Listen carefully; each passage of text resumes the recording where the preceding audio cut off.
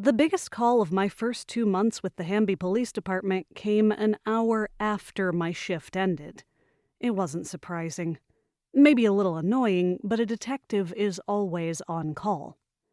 After 10-plus years on the job, surprising me took close to a miracle. Love, power, money, and sheer stupidity drove people to do things a normal citizen couldn't imagine, and they always seemed to do it after I'd clocked out. The courtesy of a greeting was lost on my chief, Mike Cochran. He's more of a cut straight to the chase, don't mince words, and throw politeness to the wind kind of guy. "We've got a suspicious person's call from the Hilltop Suites, 12467 Winder Parkway. Sanders and Harry are out on a call, so I'm giving it to Bishop and you." The "and you" bled disdain and felt like more of an afterthought. It didn't leave me feeling warm and fuzzy, but he wasn't a warm and fuzzy kind of guy. "Suspicious persons? Wouldn't that go to patrol, sir?"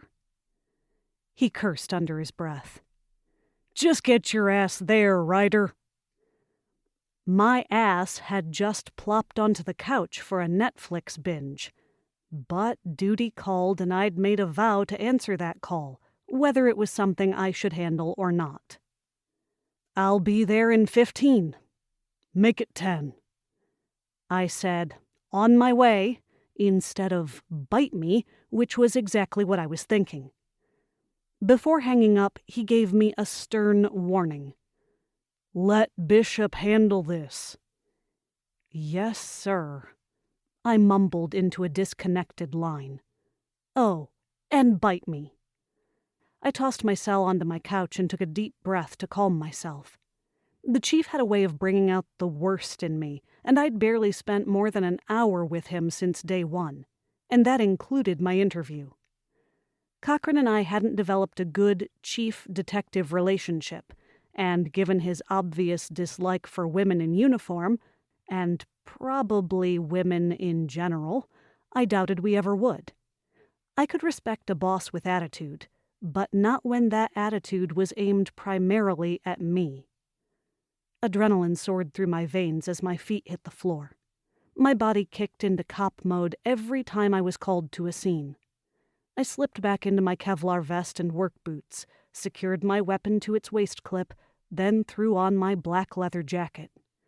I pulled back my long brown hair, rolled it into a low bun, and secured it with a hairband. I locked the door to my garage on the way out. As my Jeep Wrangler's engine revved back to life, I grabbed the cherry from my glove compartment and stuck it on top of my car.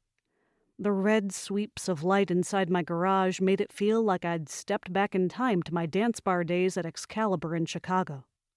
The backroads of Hamby, Georgia would be a challenge for even the most experienced Tour de France cyclist. Unlike the streets of Chicago, Georgia roads weren't built on a grid system. They curved and wound, following land patterns and scenery, and were pitch dark in the dead of night. But I'd driven the roads on so many sleepless nights during my few months in town that I could navigate them with my eyes closed, even knowing when to dodge one of the only 2 potholes I'd come across in the state.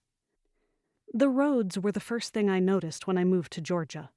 Compared to Chicago's lumpy, salt and sand destroyed roads, Georgia's smooth ones were a godsend for my car.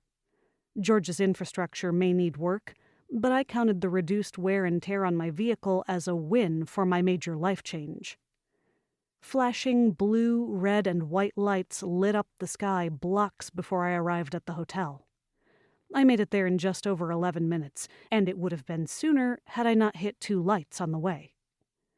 The Hilltop Suites Hotel matched the trend of casual, welcoming, standard-quality hotels. Its 3-story rectangular shape sported a middle main entrance, with 2 sections sprouting from each side, making it easy for people to come and go without being seen. 2 patrol officers guarded the hotel's main entrance. I parked my vehicle next to my partner Rob Bishop's black Dodge Charger, then did a brief check of the area before acknowledging the 2 slick sleeves.